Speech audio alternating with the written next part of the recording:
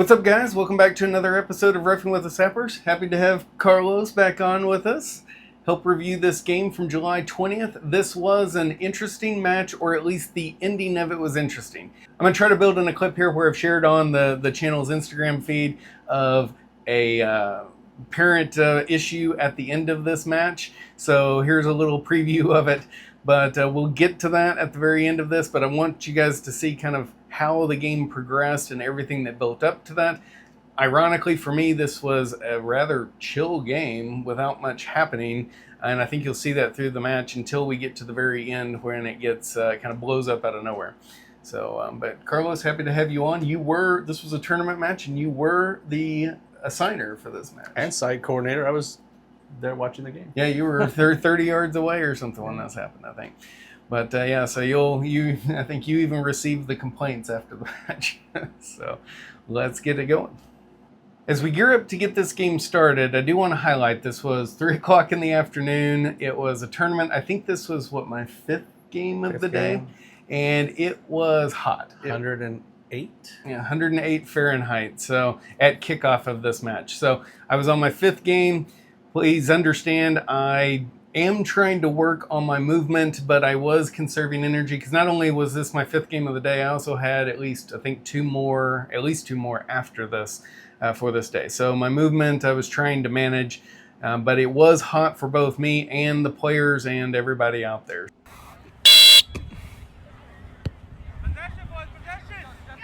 Okay, as kind of proof of how chill this game started, we're into minute 13 before we have our first decision. So this one's pretty straightforward. The ball's coming from left to right. It's bouncing up in the air. See the gray player just, go up to get that ball, sticks his foot up really high. That's playing in a dangerous manner, kind of textbook that you can call out there and call that right away and grant an indirect free kick. Easy. Less than a minute later, we've got the ball coming down to the far corner, and we're going to see there, a little bit of a tangle up here, and this white player goes over the back of this gray player. Gray player pops up, maintains control of the ball, and then has some options of what he can do with it. But what isn't really shown by this camera is that you'll notice that I'll play it in slow motion right here before the white player even really makes contact, realizing the camera angle isn't great. The gray player starts to actually go down already. He'd kind of stepped on that ball and it kind of slipped out from under him. Didn't lose possession, got up, has time space options. I felt like I'm just going to let that go. Plus, the way he handled the ball was just awkward. But I guess, Carlos, what do you think here on this one? Yeah, I'd be fine. Either no call or advantage. Because, not even a second, he's already starting to get up. Doesn't react to being fouled, if he was fouled. Maybe he did trip on the ball and he knew it. So he's just getting up, he still has possession, and he passes the ball to his teammate, and out they go. About a minute later, we've got a no call. This would have been an offside decision that my AR made very well in calling it onside and allowing the attack to continue. But we're going to play it out here, and we'll see that kind of right here is our moment of decision. The camera's going to swing to the left. I'm going to play it in slow motion, but right here, obviously the decision would have been made a split second ago, but on the left hand side we can see our attacker making his run. He's obviously in his own half of the field, so this is a perfectly legal play. Assistant referee is already starting to move and run down with him. Didn't really get any dissent at all on this one. Everybody kind of seemed to understand, but it's also good to keep in mind that particularly for new referees, I think the 2 referees on this match were first-year referees, right? Mm-hmm. Yep. Yeah. So, we're working on training them, and, you got to get some experience under your belt. So really happy that she saw that and knew that. So she did. And I'm not mad at how much space she had, because she realizes those boys are probably faster than she is. So you mean right about... Yeah, right about here. I mean, she's already about 1.5 yards or so ahead. And I'm not mad at that because she can still see if the player's onside or offside. But she just cheated a little bit just to get a foot on a step on the player because he's going to be faster than she. She still runs, and you can see if you play it through, you'll see her still running to catch up. Gets on the 108-degree day. On a 108-degree day, third game probably for her. Yep. So kudos to her for the great call. Yeah, good job. Okay, minute 16 here, and we're coming up just before the water break because it was so hot we had mandatory 5-minute water breaks in these halves. So the ball's coming in, white is trying to strike it to make this goal, but this ends up coming up and it hits that player in the face. And a lot of times you want to stop play, especially when it's into the face. But I see this white attacker coming in. He's got a really good shot at that ball. Oh, I'd be salivating if I was that striker. Yeah, and then goal. And look at how far out of position the goalkeeper is. So I don't really want to blow it dead there, and especially since it was a deflecting blow. So I decided I'm going to let this play out. I see obviously they lose possession there, and I actually blew the whistle before this ball goes out of the penalty area so that I can make sure on the restart just give a drop ball to the keeper. But essentially I just wanted to, I see that player having a good chance, and I just wanted to see if he could play that out. And, as soon as anybody from the grade team touches it, I'm going to stop it for the injury. Okay, we're into minute 24 before the next decision. Unfortunately, the way the camera followed, it was looking at some people who were warming up on the wrong side of the field, so I had to put it in this panoramic mode, which I realize is less than ideal. But we're looking at these two players here. White's got possession. Gray just gets a little over-aggressive and, kind of goes through his back. I give him just a second to see if he can play through that and pass it to his teammate up here, because if they do that, they're going to have a breakaway. But he doesn't quite get there. Gray ends up getting the ball. So I don't get much easier than that either. It's pretty easy. You let him play. He was getting nudged, and you let them see if he can get out of it. Yeah. Finally, but finally it was just a little too much shoving in the back. About a minute later, we've got what is kind of a classic kind of all-ball challenge here. White's trying to bring it down in an attack. This gray defender comes in, and they just both get this ball at exactly the same time.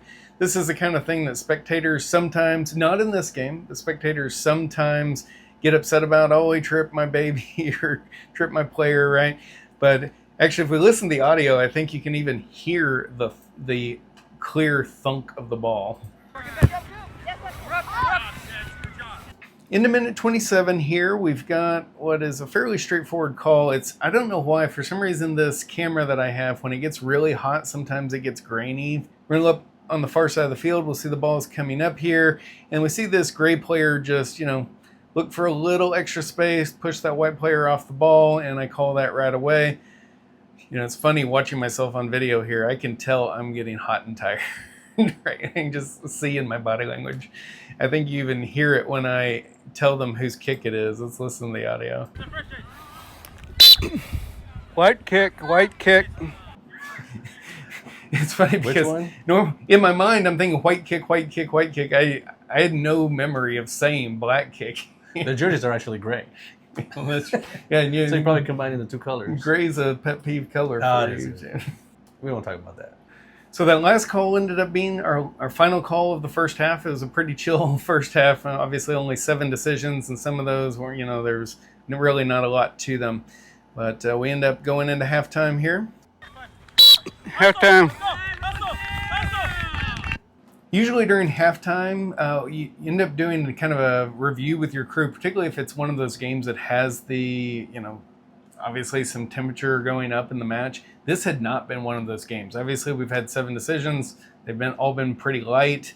It's a 3-0 game, so it's kind of shaping up to be a blowout and a mismatch of skills. So we didn't really have that discussion. It wasn't on my radar that things could get out of hand here, which we'll see how it plays out here as the second half goes on. Do want to highlight as we get the second half going, much appreciated to Andrew Boyd, who's on for episode 47 and 48. He gave me some tips on adjusting my starting position to get into the attacking side of the ball. So I have started incorporating that in, but yeah, let's get second half going.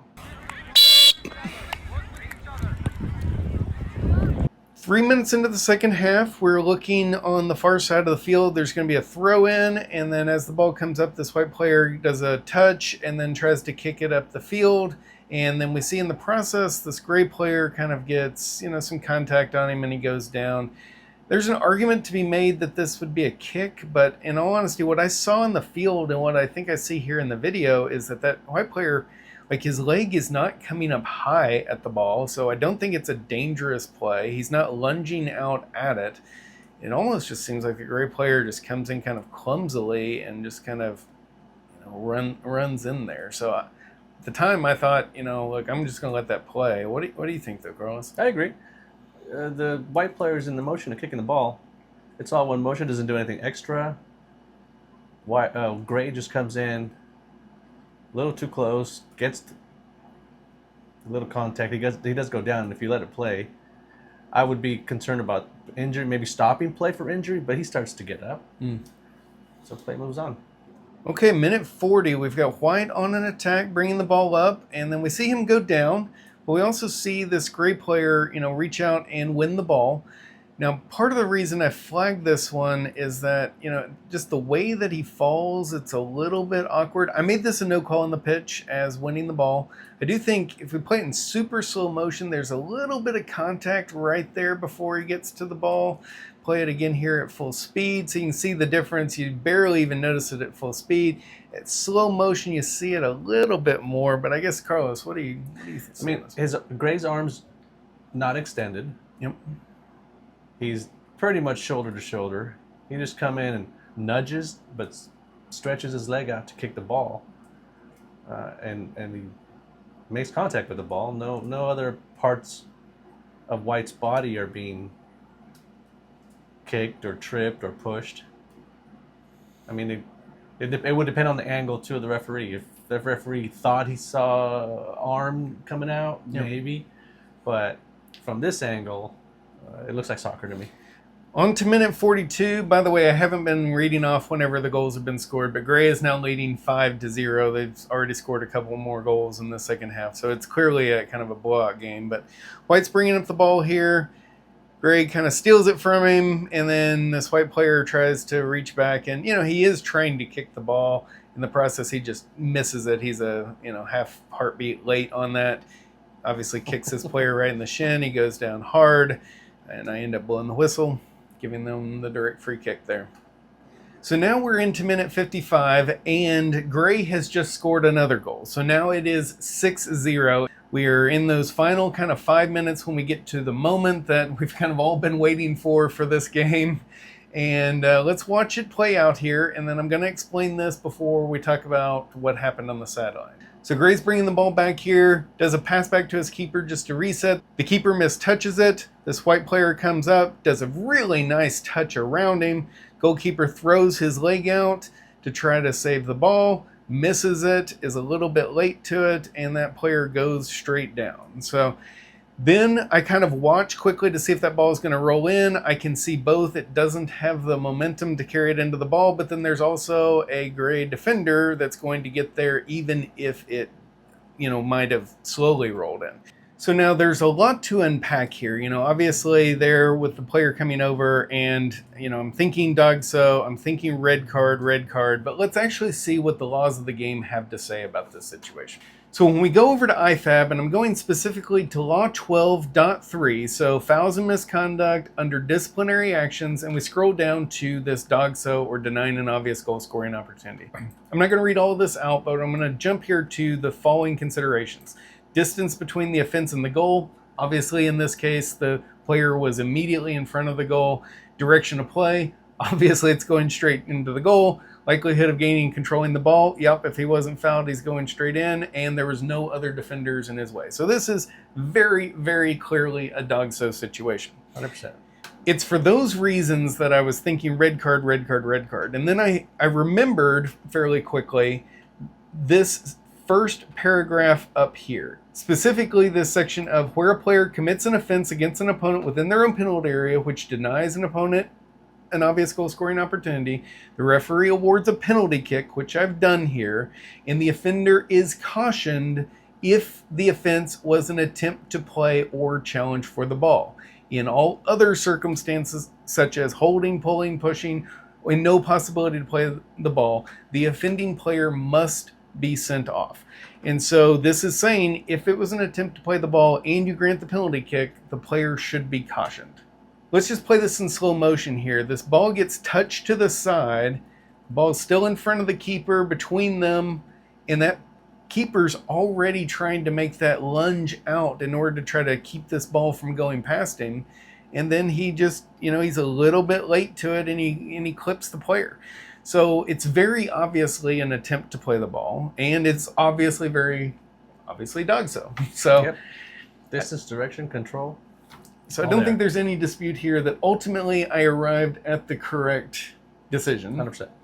But also definitely no doubt that my mechanics could have been better, because I do run in here, I do give him the red card before realizing and remembering the mistake. But I'm playing this in real time. You see how quickly I pull him back over, and I'm waving off the red card now before pulling out the yellow card and correcting it. I'm going to watch here, I'm going to play it with the audio.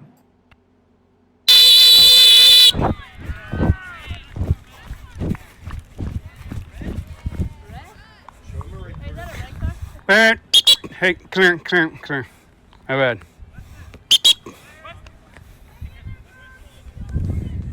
I'll take a yellow any day. It's good. He says I'll take yellow every day. So obviously I did make a mistake in how I first called this, but I very quickly corrected the mistake.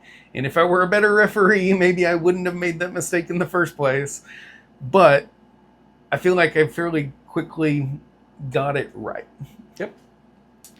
No doubt. Even the duration and the loudness of your whistle. So I want to switch over to the audio that came from my camera, which is on the far side of the field, but nearer to this sideline and spectators. So let's play it out here and just listen to the audio of what they're saying on this sideline.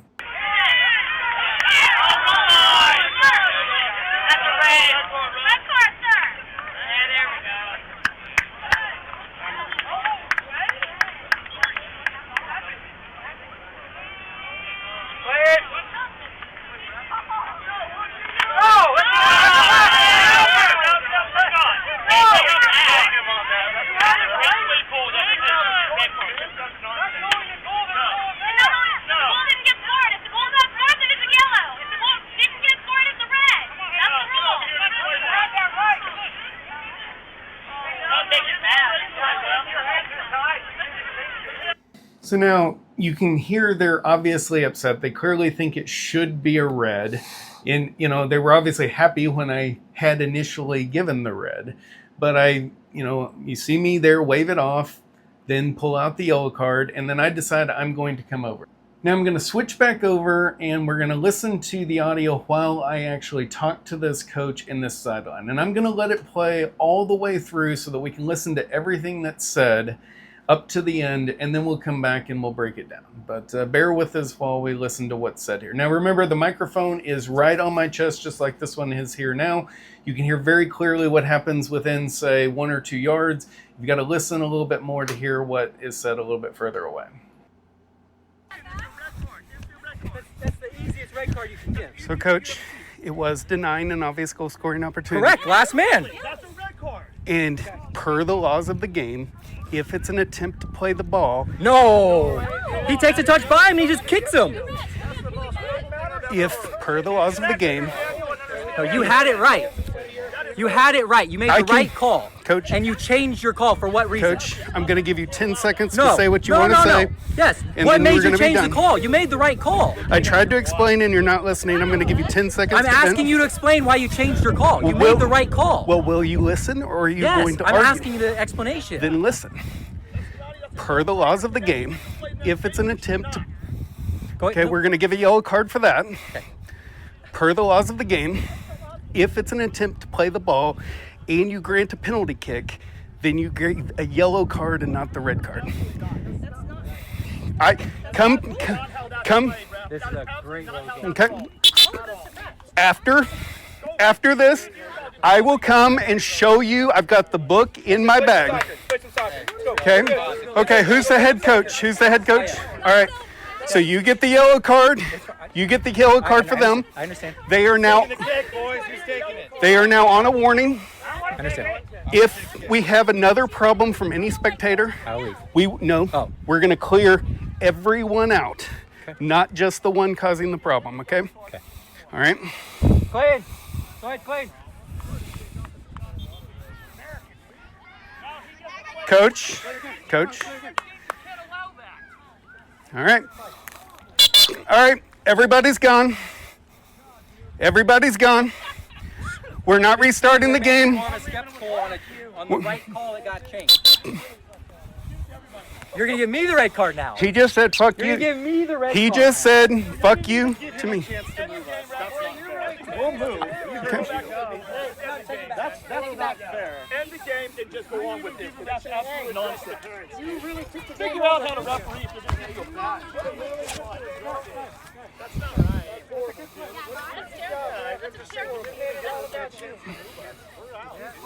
End the game and call it over. So now I want to jump back over to the audio from my camera, and I realize we're playing things a couple of different ways, but what my microphone picks up very clearly, it doesn't pick up a little bit further away, and you can actually hear what the sideline's doing a little bit better from the camera audio. So we're going to jump to the point right before I gave the coach the yellow card for his spectator that had been out of line while I had been trying to explain to the coach, and then let's listen here.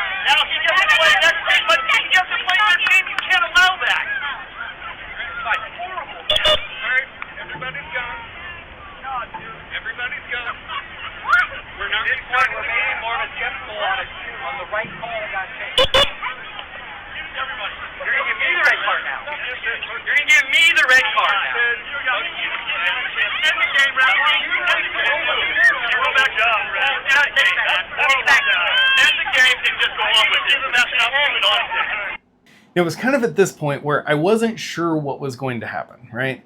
On one hand, I wanted to continue the game and allow the kids to have their kick. On the other hand, I wanted the parents all gone.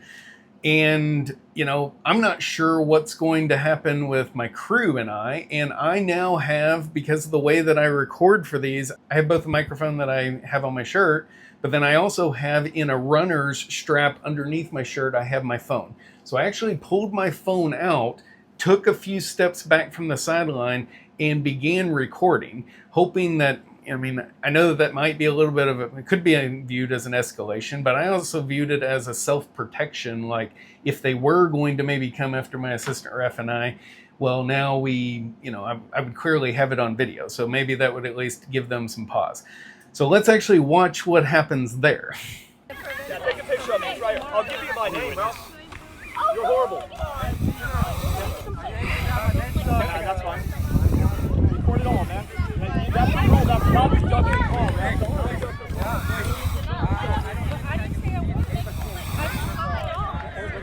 Ref, what's your name? So you can be what's your name? So I can go talk about it, please. Hey, what's your name? You can give me that.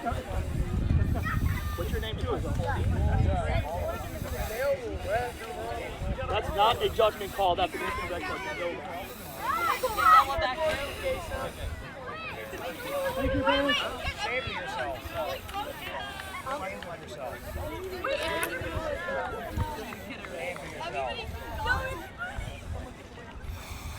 Wait, so what are we going to do now?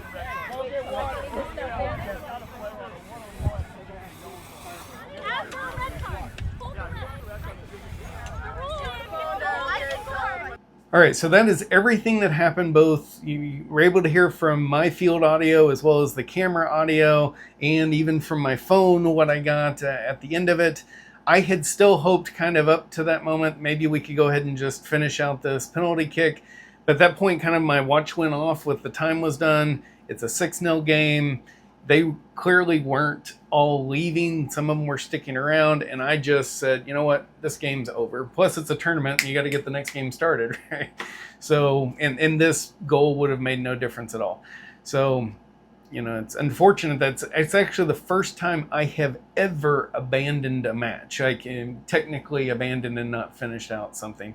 I suppose it's arguable whether or not it was truly an abandonment given that the time ran out, but we didn't do the kick, which they if you don't abandon, they were entitled to even an extra time. I think that there are several ways different referees could view this, and I want to kind of share kind of my perspective, and then we can talk about whether or not the way that I handled this is correct or not. I think there's an argument to be made that there was a few points here where I could have just walked away from this situation and kept playing. One, would I have been better off if I had just never even come to this sideline and talked to them at all? Would I have been better off just letting them chirp from the sideline, but me just going directly into administrating the kick? I think that's an argument. It's a valid question to ask.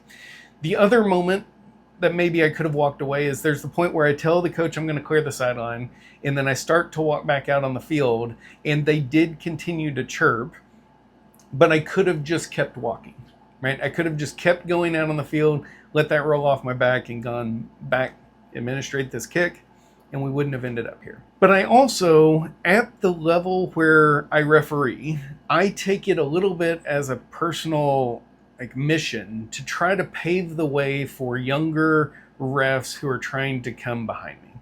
And I have tried to tamp down on both spectator and coach dissent faster. And you can see it in some of our past videos. It is something that I actively try to do.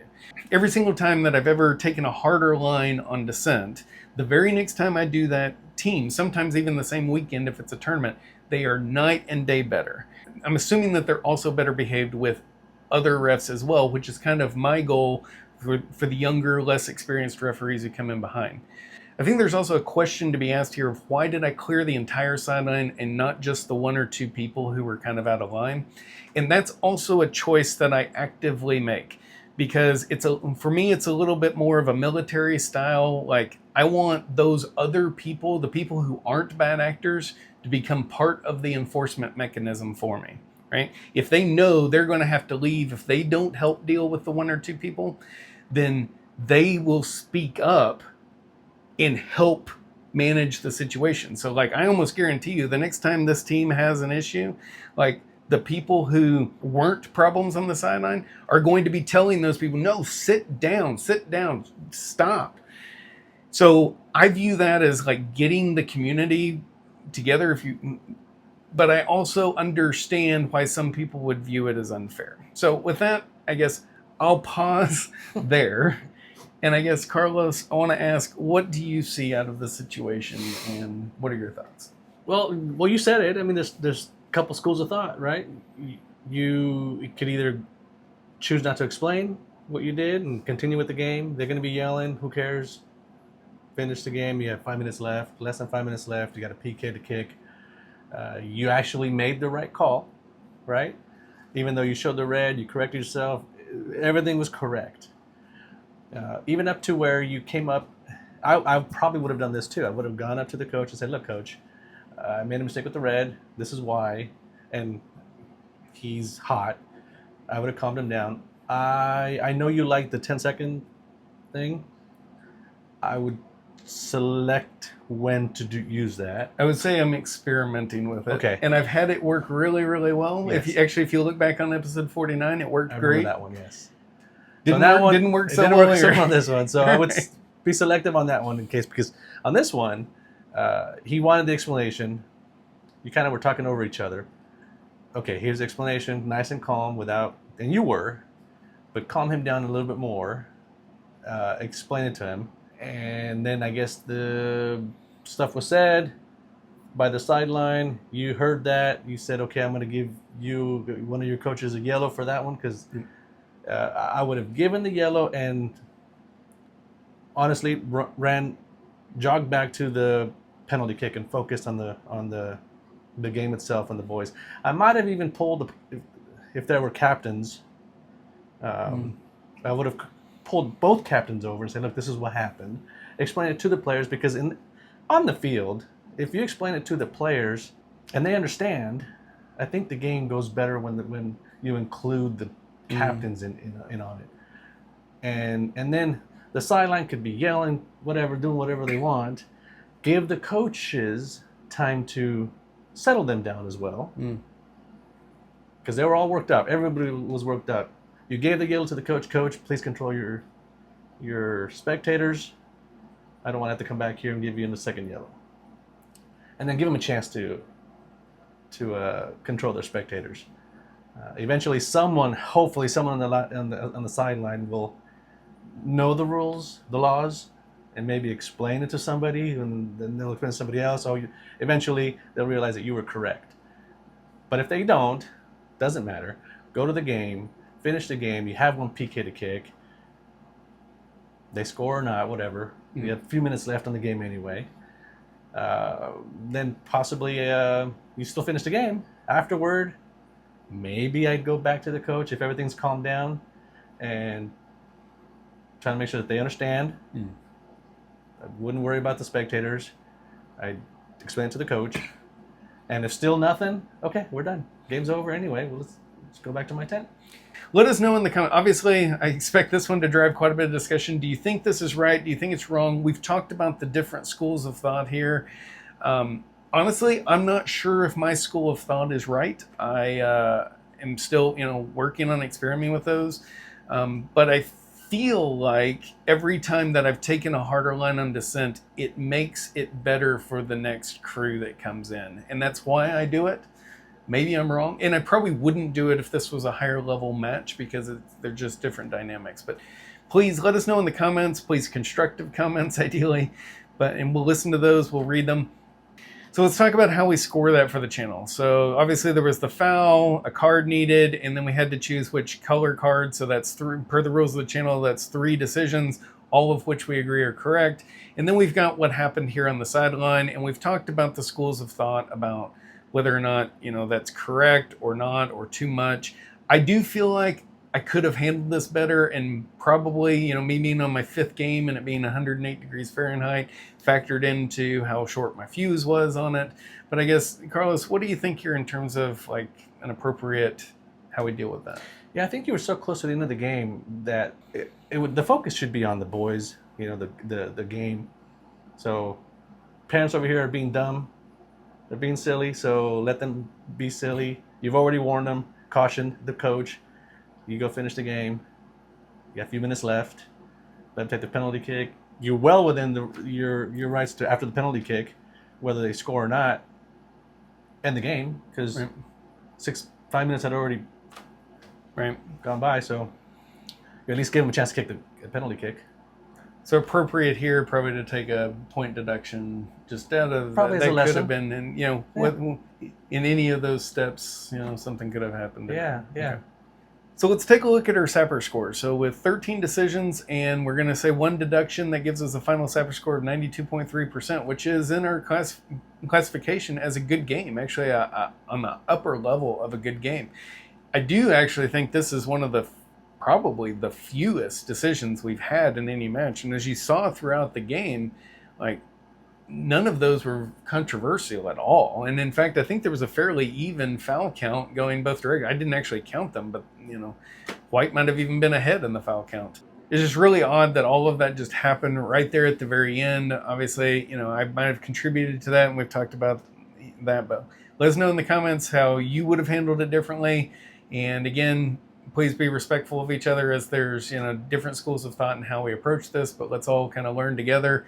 Maybe this is a major mistake on my side, but let's all, myself included, work on learning from that, what works and what doesn't, and what maybe sets up success for the next referee that comes behind us as well. But thanks for joining us for this episode of Reffing with the Sappers. I'm Scott. I'm Carlos. And we'll see you out on the pitch. Well, you said black kick, white kick. Black kick, white kick. I'm out there, and in my mind, I'm 100% clear in what I'm saying. In my mind, I'm saying it's white, white, white, white. And people are saying, well, why did you say black? Yeah. I didn't. I said white. The breathing's so bad. Fat guy breathing. Waiting for these teams to just be like, can we just end this game? Because it's such a blowout. White's basically given up. 10 decisions. You're heading towards a perfect game here. 100% Zapper score, and then